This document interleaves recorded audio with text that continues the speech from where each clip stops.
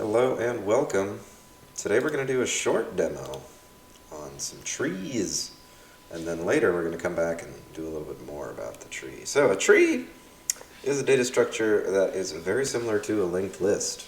In fact, let's start with the code and then we'll go on to the pictures after. So the individual nodes that comprise a tree are going to look a little something like this. And there's a lot of extra here, but let me point out the parts that are essential. So a tree is going to have at least two nodes. Some trees have 3, 4, a bunch, but you got to have at least 2 to count as a tree, which means that you have to have at least the left and the right here. You might name them something else if you have more than 2, obviously, but the point is that each node in a tree can have 2 or more children, unlike a linked list where each node in the linked list has just the one child.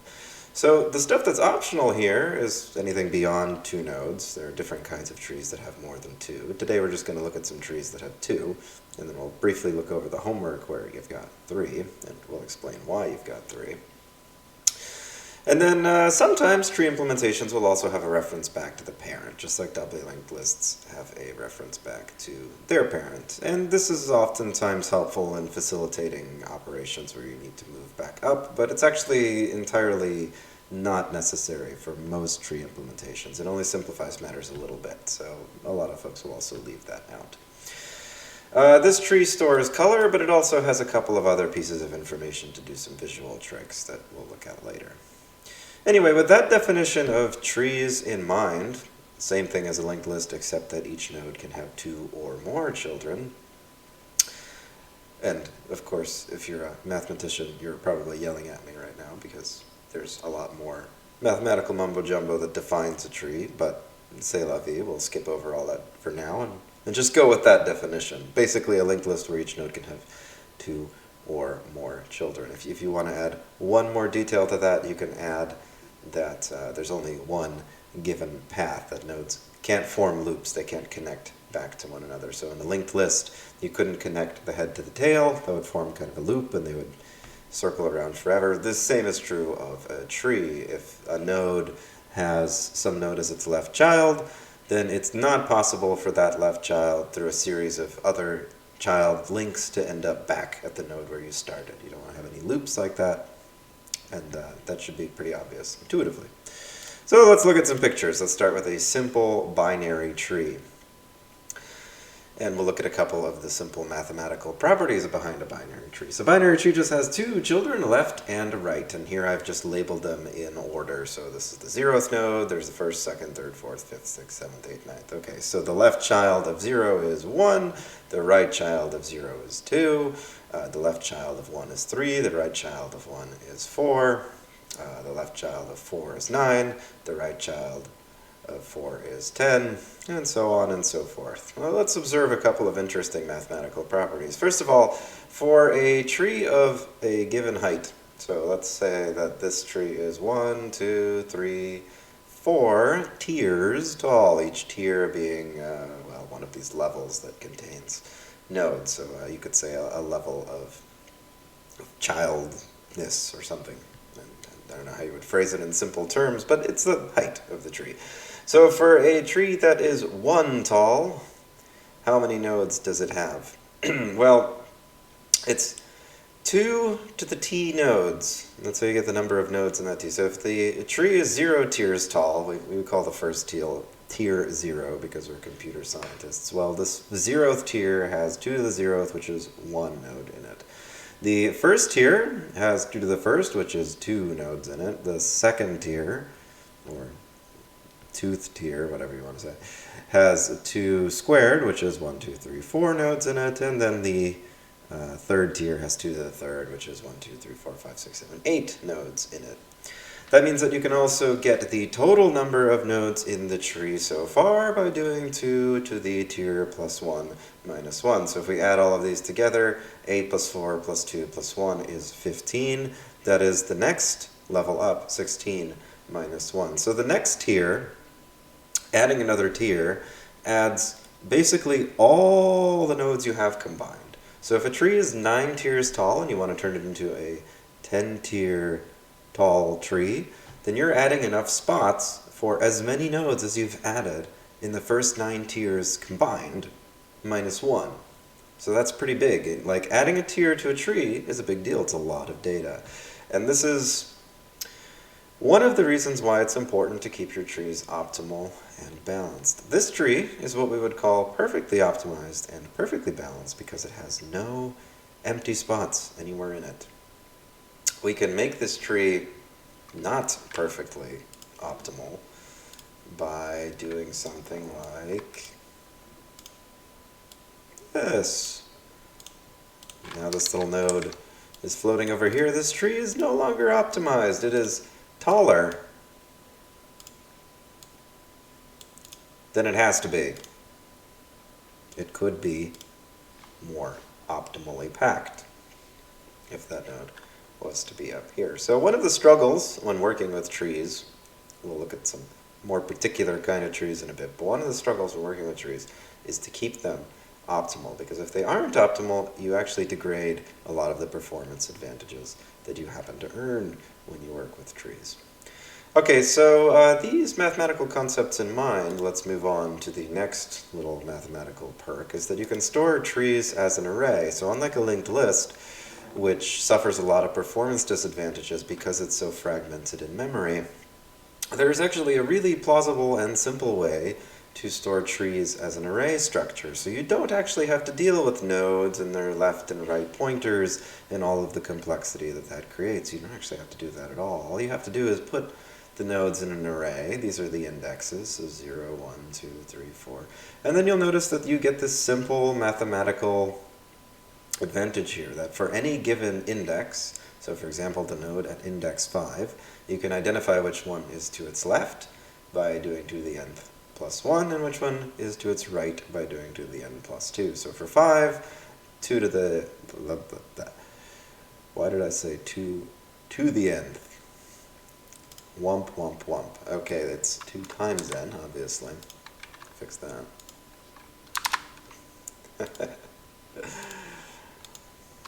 Got stuck in powers from the previous step. All right, so 2 times n plus 1, 5 times 2 is 10, plus 1 is 11, which is indeed on the left. 5 times 2 is 10, plus 2 is 12, which is indeed on the right. 6 times 2 is 12, on the left is 13. 6 times 2 is 12, plus 2 on the right is 14. And this is going to be true for other tiers down. So for example, to the left of 9 will be 9 times 2, which is 18, plus 1 will be 19 over here. And then to the right of 9 will be 9 times 2 is 18, plus 2 will be 20 over here. I can actually predict what will be to the left or right of any node. So if there are gaps, we would simply leave those spots in the array empty or null or whatever our placeholder value is. Otherwise, we would store the value of the node in the array, and then we don't have to deal with any of this wonky pointer business. We don't have to deal with lefts and rights and all of that stuff. So this is how trees should be implemented, but it's also a little bit harder to grasp conceptually. So for all the examples we're going to work with, we're going to use the left and the right pointer doodads because seeing this math everywhere can be confusing. But I want you to keep in mind as we go that this is the way that you should implement trees. This is probably the way you'll see the tree implementation if it was to come up in an interview question. Although you might see it both ways. You might see it with the pointer solution. You might see it as an array. Maybe they're equally popular, but it is possible that you'll see it this way, but this is definitely the way that you should implement it if you were to implement your own tree from scratch. That said, you probably won't be implementing your own trees from scratch outside of job interviews. You'll probably just use the ones that are included with the system library. Anyway, let's move on. Let's look at a useful type of tree. This is basically the kind of tree that we're going to make for the homework, so the kind of tree that we're going to look at in the example today. We're going to look at a binary search tree. Now, instead of being just the indexes, the numbers on these nodes actually indicate their value. So this node has value 12. And a binary search tree is built with 2 simple rules. Smaller nodes go left, larger nodes go right, until you find a spot where you can insert properly. Go left if it's smaller, go right if it's larger. So if I wanted to insert, if I only had 12 and I wanted to insert 7, I would go to the left because 7 is smaller than 12. If I found an empty spot there, that's where 7 goes. If I wanted to insert 17, I'd go to the right because 17 is larger than 12. And if I found an empty spot there, there 17 would go. So we always go to the first available spot. You can see that there are some situations here where it could have gone differently if the nodes were inserted in different order. For example, 8 ended up down here. That actually tells you that 9 was inserted before 8. Why?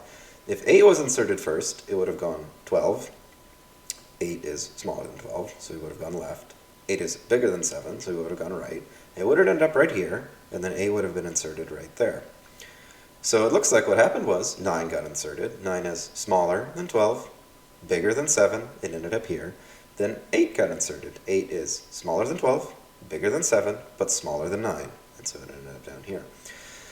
And we could reshuffle this tree around so that 8 ends up here, and 9 would end up somewhere different. Obviously not in this spot because it's not smaller. That tree would no longer be optimal, I think, because 9 would end up, I think, over here, sticking off of 11.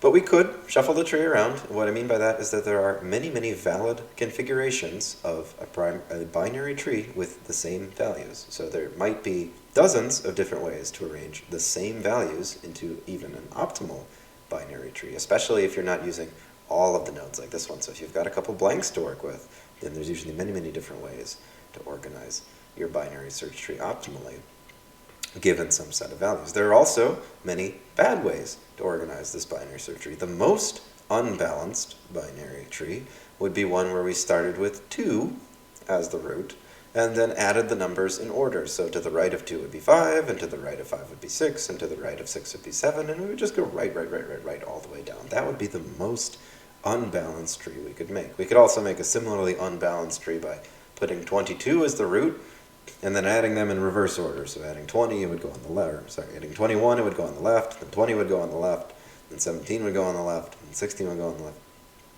and so forth. So we can also make it very unbalanced. Let's look at a couple of other interesting properties that these two simple rules bring forth. So first of all, for every single node to the right of 12, you automatically know that every single node to the right of 12 in all these different subtrees must be bigger than 12. Likewise, every single node to the left of 12 in all the different subtrees originating from 12, those are all going to be smaller than 12. That's true for all the subtrees too. So for 7, everything to the left of 7 is going to be smaller, and everything to the right of 7 is going to be bigger. Those laws are important to some of the operations that we'll look at in a binary search tree. The first thing we'll look at is insertion.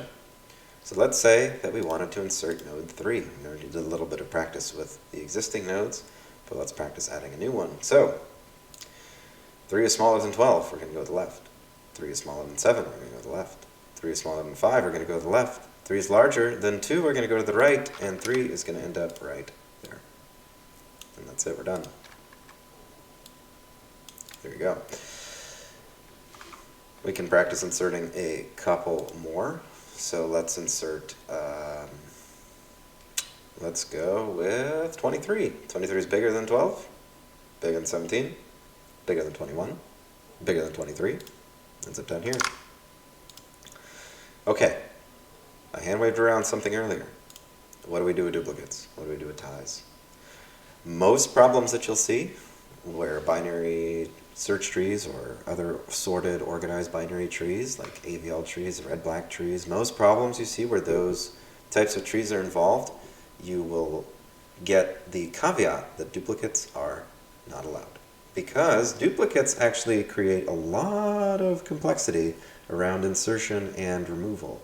Let's say we were going to insert another 6 here. Let's say that we're going to insert another 6. So there's 12, 6 is smaller than 12, 6 is smaller than 7, 6 is larger than 5. It brings us to this node. It brings us to 6. So now we have to figure out what to do with the tie. Well, we can either break the ties to the left, or we can break the ties to the right.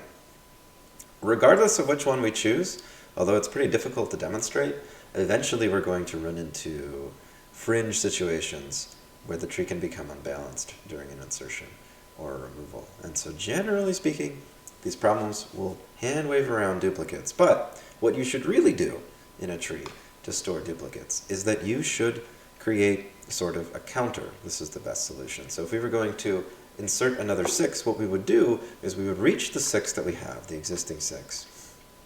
And then we would say, okay, we now have 2 6s, something like that. And then if we had another 6 inserted, we would update it and say, okay, now we have 3 6s.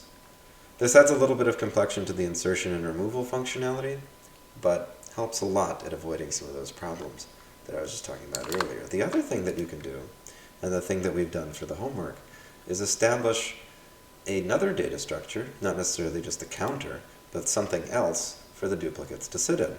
And so what you will do for the homework is create a ternary tree.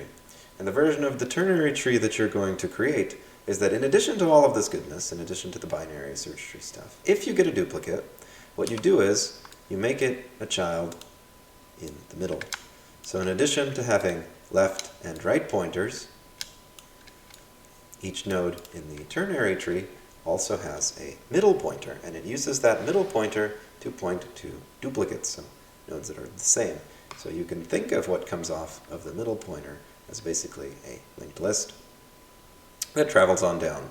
And then when the node needs to be removed, well, it's going to be pretty easy. You just take the next one up from the middle if it's available. So it forms a sort of queue. As they get added, you probably want to add them to the bottom. And then as they get pulled, and you could implement it as a stack too, you could add them to the top.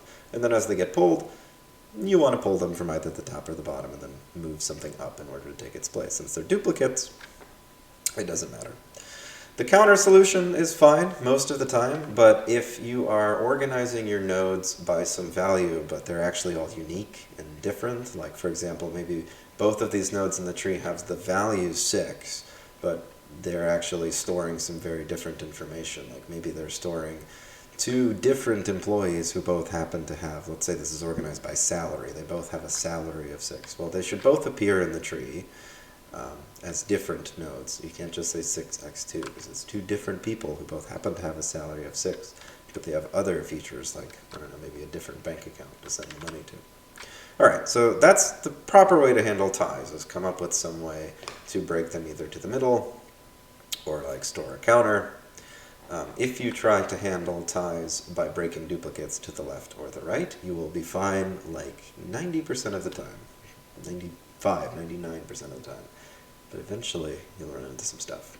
Okay, so we did insertion, and we hand-waved around what happens when a duplicate is inserted. For now, as we're working on the binary search tree, we'll say there are no duplicates, for convenience's sake. Let's look at then removing. What happens when a node is removed? The algorithm for this is actually really straightforward, much more straightforward than you would expect. If you want to remove, for example, 7, all you have to do is find the smallest node in the right subtree. What does that mean? Well, everything to the right of 7 is its right subtree. To find the smallest node, you just continuously move to the left. And that's actually true of any subtree. So for example, to find the minimum of this entire binary search tree, all you have to do is start at the root and go left, left, left until you've reached the end. So the minimum of this whole tree is left, left, left, 2, and the minimum of the right subtree of 7, the one that starts with 9, is 9, 8, 8. It's right there. And if there were more continuing off to the left, then we would just keep going. Once you've got that, you just swap them in. So this becomes 8. Remember, we were removing the 7. That was the goal here. So this one is gone, deleted.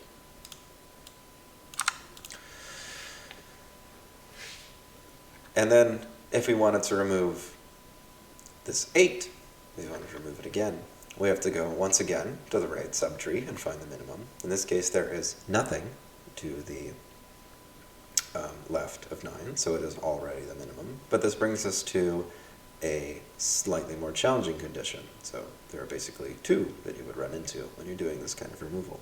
The first one, the one that we just saw, is the simplest, where the node that got removed, that 8, was at the end of the tree. It was what we call a leaf. It was a node with no children. It was at the very end. So the root, this guy up here, leaves all the nodes at the end that don't have any children. So if it's a leaf, easy, we just get rid of it, no problem. But if it's a node like 9, it already has a child, it has 11, then we have to do one extra step, which is that that child also needs to take 9's place, because it can't just be orphaned down here in the middle of nowhere when we get rid of 9. So it's basically a three-way swap. To remove the 8, the 9 takes that spot, the 11 takes the spot that 9 used to have, and then we can remove the node where 11 used to be. So two possibilities there. Either we remove the leftmost leaf, the minimum leaf in the tree, or the minimum value in that subtree is not a leaf, it's actually a node with a right child. It always has to be a right child, keep that in mind. If it had a left child too, then we would be visiting it because it would be the minimum. So there's only two possibilities. Either it's a leaf and it has no children, or it's a node and it has just a right child. Those are the two possibilities when you're removing and substituting for the smallest value in the right subtree. Okay, that brings you most of the skills that you're going to need, but let's look at some examples in the code before we finish for today. So first, going back to the node implementation, you can see that I also opted to have this middle for breaking duplicates. I have a parent connection, but I'm actually not using it for anything. I just left that there for your purposes. So I've set it up for the nodes that get added so far, but it's not actually doing anything. And then I've also got a series of buttons. Let me go ahead and actually run this.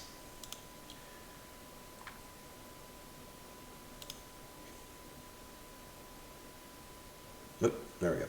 It spans your entire screen. It will actually get the width of your screen and attempt to span it. So if you have a smaller monitor, like a 1080p, then it will probably wrap around. These buttons won't all fit on the top. They'll wrap around and make a second row. If you have a 4K screen, then you'll have tons of blank space here because you can fit way more buttons than I've used. Each button has its R, G, and B value printed on it, and when you click a button, it attempts to insert it into the tree, starting with the root. Every time you insert a node, it also gets an ID, which just goes up by 1 for every node that's inserted. And the tree is organized by blueness. Blue and green values are the same for all of these buttons. It starts at blue and green are 0, and all the way on the right-hand side you have blue and green at 234, which is the max value here. 255 is obviously the max. So in the middle you have blue and green are 120, and then they also have slightly different red values. Those don't do anything for the tree, that is to help you differentiate them visually. And the last thing to note is that each of these buttons has a colored outline that's randomly generated, and then the nodes that are built will share the same colored outline. So for example, if I add this particular blue, it's going to have that purple outline to indicate that it's the same as this button, and if I add this kind of more goldenrod outline, then you see that the node also has that kind of goldenrod outline. So all of that together should help you differentiate the different nodes from one another, figure out which one was spawned by which button, and figure out which order that they came in. Okay, so I created a root. I think the root was one of these two. I think it was this one, the green one away, blue one away color. And then I added a child. It was this purple guy. And of course its blue value is bigger. Remember, tree sorted by blueness. Its blue value is bigger, so it goes on the right. Then I added another one, this goldenrod color. Its blue value was smaller, so it goes on the left. If I add the purple again and again and again, it will just continue to insert into the middle. Duplicates always insert into the middle. They basically form, again, a linked list. If I pick something from the redder category over here, like say this guy, it'll insert to the left of the root. And likewise, let me insert a couple more there. This example is very prone to going out of bounds or having nodes overlap one another because it's very difficult to squeeze a ternary tree into a small space. So after like 3 or 4 tiers, nodes will start to overlap or go off the screen. But that's okay. Just to demonstrate, let's like put a few nodes down. They're already kind of near the edge there. All right. So with the demo in place, let's look at how the insertion was actually handled. So the tree data structure is really just a root. That's the only thing that trees really need to track, similar to the linked list where we just tracked the head, and tracking the tail was optional, but it helped us with certain operations. Here we're just tracking the root. There isn't really a tail to a tree because it has bunches of leaves. Leaves, again, children with no nodes connected to them, so childless end nodes are leaves. But we can't we could make like an array of leaves, but that wouldn't really be of much benefit. Really not a lot of situations where that'd be handy. And since we don't know how many tiers the tree has, that array would have to keep growing and it'd just be quite complicated. Okay, we have some display stuff that isn't important, some size and spacing stuff that's related to the display that isn't important.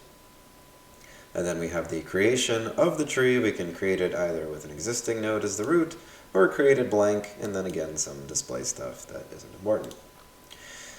What do we do to insert if the tree is empty? Well, if the tree is empty, just like for the linked list, very straightforward, the new node that you're inserting becomes the root, and you're done.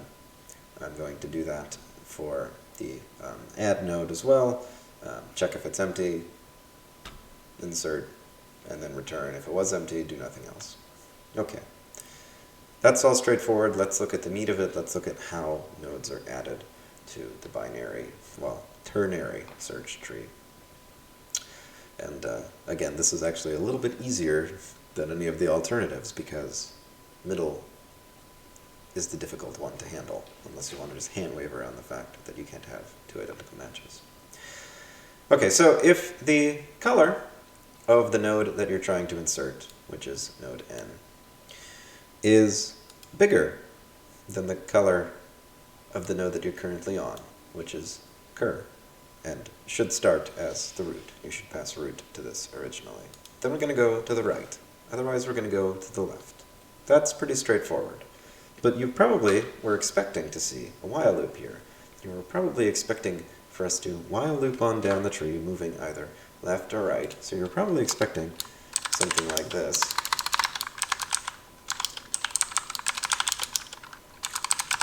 Something for us to start at the root, and then we were going to go, well, curr node is not equal to no, and then we were going to go either to the left or to the right of curr node dot, curr node dot get color dot get blue. So if the new guy's color's blueness is less than curr node equals curr node dot left. Otherwise, we would move to the right. And then, of course, there's also going to be some stuff to handle equals, right? So there would probably be some stuff like this to handle equality.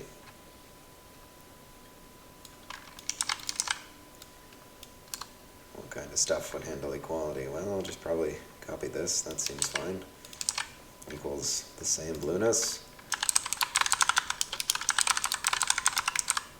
Okay, you'll note that moving to the middle is actually totally unnecessary, because if you are trying to insert and you've found an identical node, you could just insert right there at the top of the linked list. So what we're doing when we move to the middle is we're enforcing that it gets inserted to the bottom. This is useful because it turns that linked list that's hanging off of the middle into a queue instead of into a stack. So the nodes, they get processed in the order that they come in, which is usually the way you want it done, unless it really doesn't matter. So the first node that gets inserted into the middle is also going to be the first one that gets removed when you're removing them on the way up. But then in order to insert a new guy into the middle, you need to keep going all the way down all the other middle nodes until you get to the end, and then you insert at the end. But once you've reached one of those duplicate lists, you're just going to keep getting stuck in this phase. Anyway, that's probably what you were expecting for add node, something like this. And you would be perfectly correct to do this instead. This is perfectly fine. Perfectly fine. You would have a, check for if you're ready to insert. inside of one of these bodies. So instead of moving to the left, you would do exactly this. If the spot to the left is null, then this is the correct spot to insert into, and you're going to insert left. Otherwise, you're going to move to the right. And likewise for the middle, and likewise for the right. So let's fix it. So that's insert middle,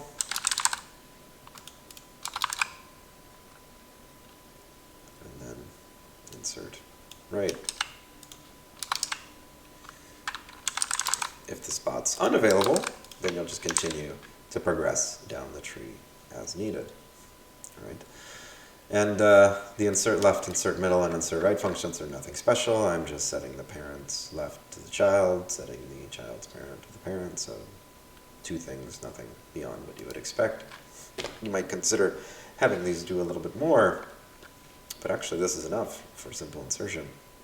So this works. This is a perfectly valid approach. I'm going to comment it out, but I will leave it inside the example for you to think about it. So this is a valid, non-recursive way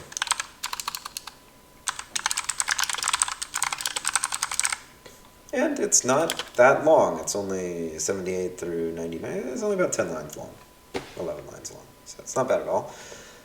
Let's look at the solution that I already had there, though, which is the recursive solution. So similar, we don't need the while loop. We simply take the node to be inserted and where to start searching for the insertion spot as an argument. So this one could kind of naively start from the root, or we could do the same thing and we could start from the node that you give it. This allows this function to also be able to search subtrees, which is something that you probably want to be able to do. So you don't want to just be able to search from the root. You want to be able to start at a given node and add a node starting at some node, or search for a node starting at some node, or remove a node starting at some node. This is helpful. We'll see why in a sec. But anyway, your example could, let's actually leave it that way, could start at the current node, but you would pass the root in as an argument if you wanted to add to the entire tree versus to some subtree. Okay, so we're going to do the same thing in terms of the if statement, right? Identical. And then we're going to do the same thing in terms of insertion. If we found an empty spot in a viable insertion place, we're just going to execute it. We're going to put it where it belongs. The only difference is what happens when we didn't find a viable spot. So in the non-recursive solution, we just advanced our current to move left, right, or middle, depending on which direction we were supposed to go. Here, I'm calling to add node function recursively again. So what changes? Well, I'm still trying to insert the same node. Only this time, I'm trying to insert it into the subtree that starts with the node to the left. One of the interesting perks of inserting into a binary search tree is that if the insertion was valid into the tree that's rooted at 12, then that same insertion will be the same and equally valid in the subtree that's rooted at 7, and that same insertion will be the same and equally valid in the subtree that's rooted at 5, and so on and so forth. So you can keep calling add node until eventually one of these criteria will evaluate to true, it will execute the insertion, and then it will pop all the way back up and terminate. So this is the recursive answer to insertion. And you've got to think in this kind of recursive way as you implement the more difficult algorithms like removal. Let's look at one more example of where the recursive solution is super short. Just label this valid, non-recursive,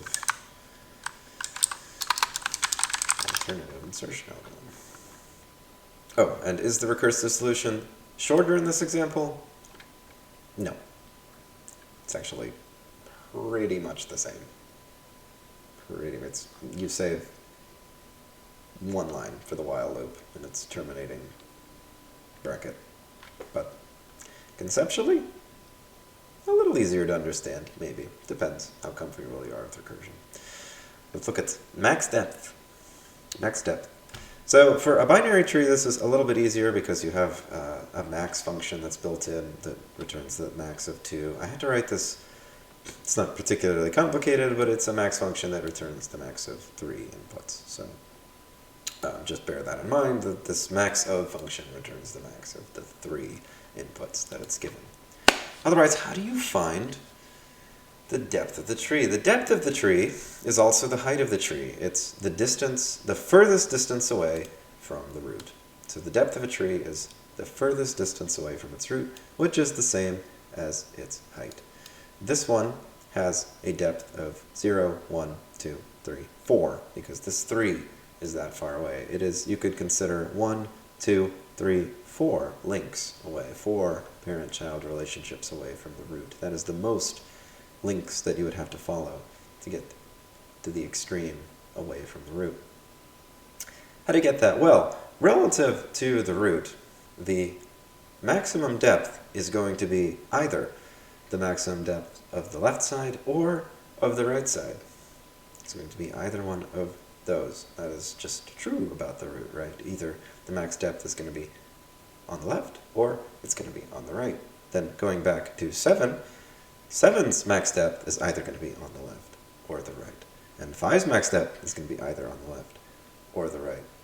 And then once you've gotten to 3, well, 3's max depth is it's wherever you currently are, because it no longer has any nodes to the left or to the right of it. And 2's max depth, well, it's also kind of obvious, it's going to be somewhere to the right, because it no longer has anything to the left of it. So if you think of it like this, we're going to start our recursion at the root. So again, you pass the root in if you want to get the depth of the entire tree starting from the root.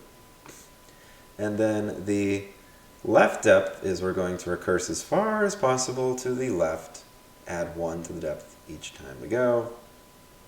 The middle, we're going to do the same, irrelevant. This is a binary tree, just assume it has no duplicates. For the right, we're going to go and recurse as far as we can to the right, track the depth as we go. Interesting. Okay, and then when we reach the end of the line, we're just going to return back up, pop all the way back up, and we'll find the maximum that way. So, the recursive call to the function, let's look at what that looks like at first. We're starting at the root. Left depth equals getMaxDepth curr.left. So then we'll go to the left and call this again, getMaxDepth curr.left. Okay, go to the left and call it again, getMaxDepth curr.left. Go to the left, call it again, getMaxDepth curr.left. That's no longer anything. Nothing there, so we stop. Mid depth, we don't have a mid, it's binary, so that's nothing. Right depth, well, we've gone 0, 1, 2, 3, 4 tiers down, each time we've added 1. So we're going to return 4 for the right depth. Now we've popped back to 2. 2 is going to return that 4 back up, because it's the max, so all those subtrees. We're going to get to 5. 5 now has to check its right tree. It gets to 6. That's 1, 2, 3 deep. The max between 3 and 4 is 4, so it returns 4. We get to 7. 7 has to check its right side, which brings us to 9. 9 has to check its left side, which brings us to 8. We pop back up, check the right side, it's 11, we pop back up, it's 9, pop back up. The maximum between 3, 3, and 4 is 4, so we pop back up to 12, and then we explore the whole right side, and so on and so forth. So, one thing you'll have noticed as we've gone through this algorithm is that we've also visited all of the nodes in order. So keep this in mind, because the algorithm for finding the maximum depth is also similar to the algorithm for what we call traversing the tree, which is visiting all of the nodes in order. 2, 3, 5, 6, 7, 8, 9, 11, 12. It's go as far left as you can, then begin to pop. Then go as far right as you can, and then begin to pop. So go as far left as we can, that's 2, and then go to the right. So 2, 3, 5, 6, 7, 9, nope, sorry, 7, forgot to go all the way to the left, 8, 9, 11, back up, 12, then go as far to the left as we can, 14, back up, 15, 16, 17, 20, 21, 22. So think about how you might conceptualize that algorithm in code, as it's a little bit more challenging, but also similarly short and similarly recursive to the very simple maxDepth function. All right, we're going to call it a day for now. Next time, we'll look at how to remove and balance these things. But by then, the homework will probably be due, since that's what you have to do for the homework. All right, see you next time.